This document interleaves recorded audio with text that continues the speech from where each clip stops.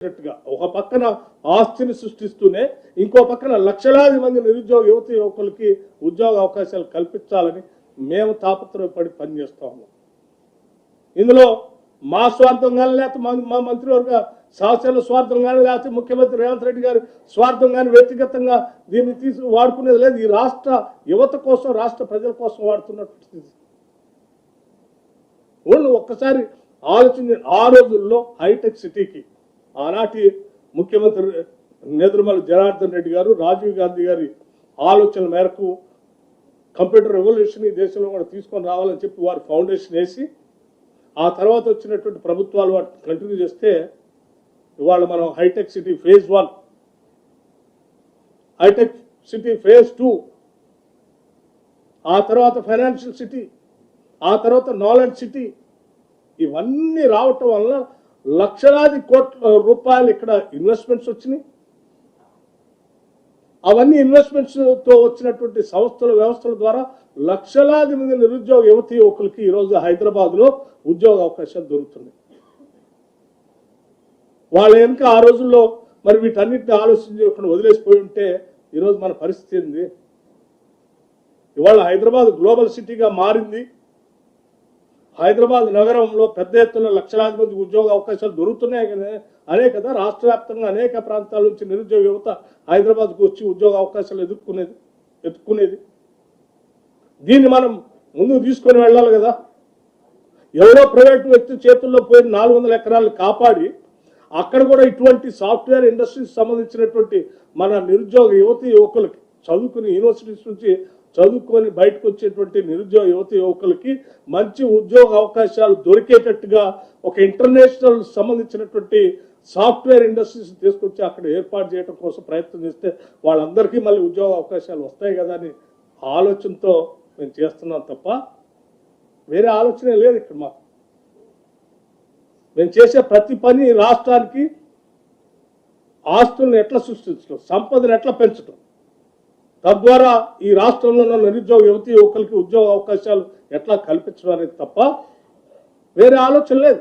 కానీ ఇదంతా చేస్తూ ఉంటే ఇవన్నీ చెప్తే జనం వాళ్ళని తిడతారు కాబట్టి కొద్ది మంది కుట్రదారులు రాజకీయపరమైన కుట్రతో ఆ రోజుల్లో 10 సంవత్సరాలు ఏ రకంగా అయితే ఆ ప్రైవేట్ వ్యక్తి చేతిలో ఉన్నటువంటి భూమిని కాపాడటం కోసం హైకోర్టులో కొట్లాడి తీసుకురావటం కోసం ప్రయత్నం చేయకుండా వదిలేసినటువంటి ప్రభుత్వాలకు సంబంధించిన వ్యక్తులు ఈరోజు తగుదినమ్మా అని బయటకు వచ్చి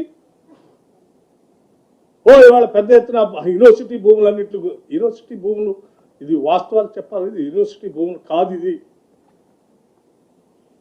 యూనివర్సిటీ భూములు మేము ఎందుకు ఉంచుకుంటాం? ఇప్పుడే శ్రీధర్బాబు గారు చెప్పారు, యూనివర్సిటీకి సంబంధించి ఇంచి భూమిని కూడా మేము ముట్టుకోము. ఆ యూనివర్సిటీ అలాగే అక్కడ చదువుకున్న విద్యార్థులుగా చెప్తున్నాం. మాకు కూడా ఎమోషనల్ బాండేజ్ ఉంది ఆ యూనివర్సిటీతో.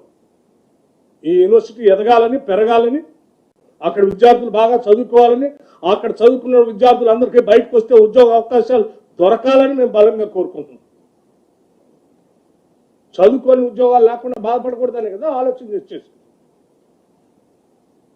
అక్కడ ఉన్నటువంటి ఏదో మష్రూమ్ రాకుని కానీ, లేకపోతే అంబరెల్లా రాకుని కానీ, లేకపోతే ఇంకొక లేఖని కానీ వాటిన్నింటినీ దేన్ని డిస్టర్బ్ చేసే క్వశ్చన్ లేదు. We believe strongly ecological imbalance ఏం జరగనేయం. రాష్ట్రం హైదరాబాద్ నగరం పొల్యూషన్ ఫ్రీ నగరంగా ఉండాలి. ఇక్కడ ఉద్యోగ అవకాశాలు రావాలి, నగరం పెరగాలి, సంపద సృష్టించబడాలి. అలా సంపద సృష్టించబడితేనే రేపొద్దున ఈ రాష్ట్రంలో ఉన్నటువంటి నిరుపేద ప్రజలందరికీ కూడా సంక్షేమ కార్యక్రమాలు కూడా మేము నిధులు వెచ్చించగలగాలి. ఇన్ని రకాలుగా ఆలోచన చేసి ఈరోజు రాష్ట్ర ప్రభుత్వం ముందుకు పోతుంది తప్ప ఈ సర్క్యులేషన్ ఏది సోషల్ మీడియాలో సర్క్యులేట్ చేసినట్టుగా యూనివర్సిటీ భూములు గుంజుకొని ఈ రాష్ట్ర ప్రభుత్వం అటువంటి పని చేయకపోదు కూడా. ఇది జరిగిన వాస్తవం. సో దయచేసి మిత్రులందరికీ నేను చెప్తా ఉన్నాను, ఈనాడు గట్టిగా కొట్లాడి రాష్ట్ర ప్రజలందరి తరఫున ఈ 400 ఎకరాలని కాపాడి తీసుకొచ్చి ప్రజలకు అందిస్తున్నాం. లేకపోతే మేము కూడా అలాగే గాలికి వదిలేస్తుంటే ఈ 400 ఎకరాలు కొన్ని వేల కోట్ల రూపాయలు విలువ చేసేటువంటి భూములు అలాగే అన్యాక్రాంతం అయిపోయేది ప్రైవేట్ వ్యక్తుల చేతుల్లో పోయి. వారితో మమేకమై కొద్దిమంది రాజకీయ కుట్రదారులు ఈరోజు పెద్ద ఎత్తున బయటకు వచ్చి మాట్లాడుతున్న వాళ్ళందరూ వాళ్ళు వీళ్ళు కలిసి లబ్ధి పొందేవాళ్ళు. కానీ ఆ కొద్దిమంది వ్యక్తులకి కోసం కాదు కదా ఈ వ్యవస్థ, రాష్ట్రం, సంస్థ, పాలన, ప్రభుత్వం ఉంది. ఈ ప్రభుత్వం, పాలన, సంస్థ, వ్యవస్థ, మా పరిపాలన అంతా కూడా ప్రజల కోసమే. కొద్దిమంది వ్యక్తుల కోసం మేము మా ఆస్తుల్ని, మా సంపదని తాకట్టు పెట్టాం, ఎవరి చేతుల్లోకి పోయాం. ఇది అంతిమంగా రాష్ట్ర ప్రజలకి చెందాలనేది మా అందరి ఆలోచన. ఇది రాష్ట్ర ప్రజల విజయం. 400 ఎకరాలు ఆనాడు వాళ్ళ చేతుల్లో పోయినటువంటి భూమి, 2004లో పోయినటువంటి భూమిని దశాబ్ద కాలం తర్వాత పైబడి మేము పోరాటం చేసి ఆ భూమిని తీసుకొచ్చి రాష్ట్ర ప్రజలకు అందించాం. ఇది రాష్ట్ర ప్రజల విజయం. ఇది యూనివర్సిటీకి సంబంధించిన భూమి, యూనివర్సిటీకి ఆనాడు ఎక్స్చేంజ్ చేసి కాగితాలు మీకు అందరికి పంపిస్తాం, వారికే ఇచ్చాం, అది వారితోనే ఉంది. నేను మిత్రులందరూ ఒక విషయం, సరే మీ పేరేమన్నారు? సూరజ్ గారు ఏ పేపరు? Tea news. సరే, నేను ఇప్పటివరకు మీ అందరి ద్వారా రాష్ట్ర ప్రజలకి, చాలామంది వ్యక్తులకి రాష్ట్ర ప్రయోజనాలు కాపాడాలని, ఆస్తులు ప్రజలకే ఉండాలని కోరుకునే వాళ్ళందరికీ కొన్ని వాస్తవ విషయాలు చెప్పాలనే ఆలోచనతోనే ఈ ఆస్తిని ఏ రకంగా ప్రైవేటు వ్యక్తుల చేతుల్లో పోకుండా మేము కాపాడాము, రాష్ట్రానికి అందించాము, ప్రజలకు చెందేటట్టుగా చేశాము, వాస్తవాలతో సహా, కాగితాలతో సహా మీకు ఇచ్చాము. ఒక తప్పుడు ప్రచారం, యూనివర్సిటీ ల్యాండ్ని మేము తీసుకున్నాము, మేము తీసుకోలేదని చెప్పడం కోసం ఈ ఎవిడెన్స్ కూడా మీకు అందిస్తున్నాం.